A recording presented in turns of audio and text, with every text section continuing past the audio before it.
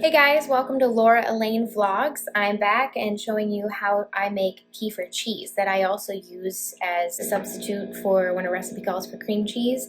And you can also turn this into porcine cheese spreads or other types of things. But when I have too much kefir and I can't get to it right away, or I'm not using it up quickly enough in smoothies or baking, then sometimes I just turn it into cheese. And I wanted to show you that and how I do that. Okay, so the equipment for this is very easy and simple. I have a spatula, I have my glass jar that I'm going to put my cheese in that I've already made, and then I'm going to make a new batch and show you how that's done.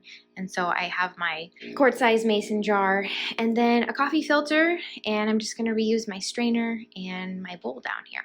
So I have already made a batch of cheese, and we're gonna start at the end and work backwards, I guess. This has been culturing for 48 hours, 2 days, and I am gonna take this off and show you what it looks like.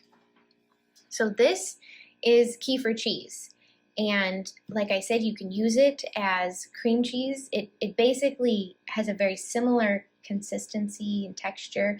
I just used this in a soup that called for cream cheese, and it was a fabulous substitute. I didn't have enough cream cheese on hand, and I just used this in place of it.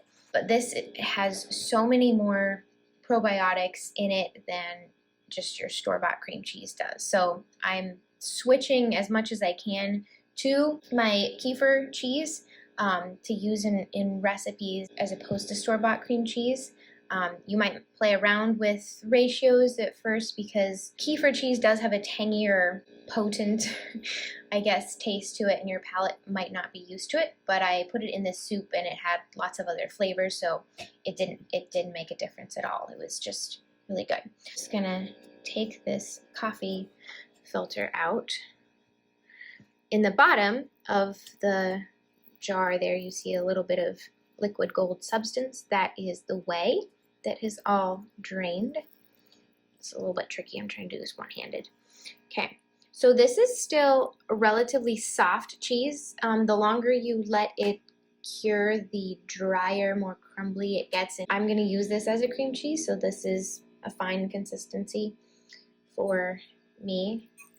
So I'm just going to take this. It peels off so easily. The first time I made this, I used the towel, a tea towel, and I strained it through that, and it was fine. This is nice because then you can just throw this away, and I don't even have to launder that.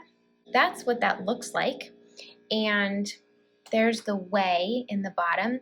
That's referred to as liquid gold. You can save that, you can add that to smoothies. There are tons of uses for whey, otherwise you can just discard it. Feel free to do what you want with that. But there's my kefir cheese, and just gonna pop a lid on it, and this is gonna go in the fridge, and I'll show you the process of actually making the cheese. I just put a coffee filter in this strainer, and I'm gonna take my quart, this is 1 quart of kefir milk. If you are gone or just too busy and you fermented it too long and it's too tangy, then you can turn it into cheese, and that's a great option for over-fermented milk kefir.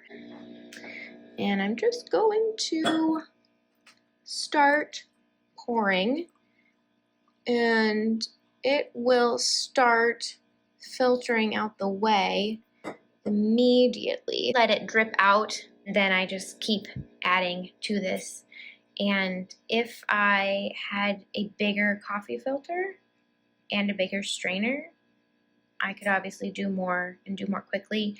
This is where maybe a cheesecloth or a towel option might be faster, because then you don't have to let it filter a little bit. Or you could just have 2 going at once, you know, like 2 coffee filters and 2 strainers. But I don't have another strainer this size, so anyways, so I just let it filter out a little bit and pour it, and until it's slowed down, and then I figure that's as full as I can get my coffee filter.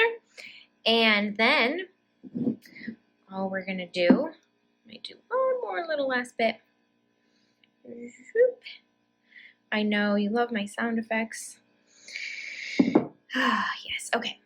Just take my towel and I just cover this up so that random dust and hair doesn't get into it. Or if it's in the summer, I've heard that fruit flies really love this stuff, so you don't want your fruit flies getting in there. It's winter here. I don't have any fruit flies, so no worries about that.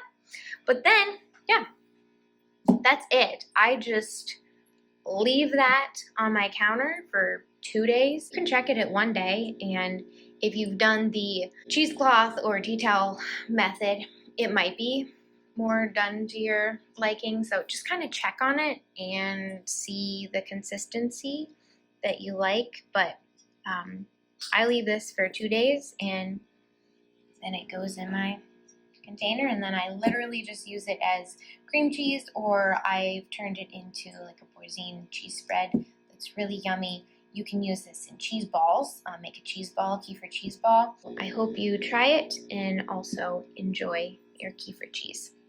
And if this video was helpful or you found it interesting or would like to see more of this type of content, please hit the like and subscribe button and the bell for notifications. Also, random interesting note, there are different ways to pronounce kefir. As I started delving into this kefir world, I've heard kefir, and I have heard kefir, and I have heard kefir. And let me know how you say it, or if you've never heard that word and you're like, what is she talking about? That's also acceptable. So, anyways, see you guys.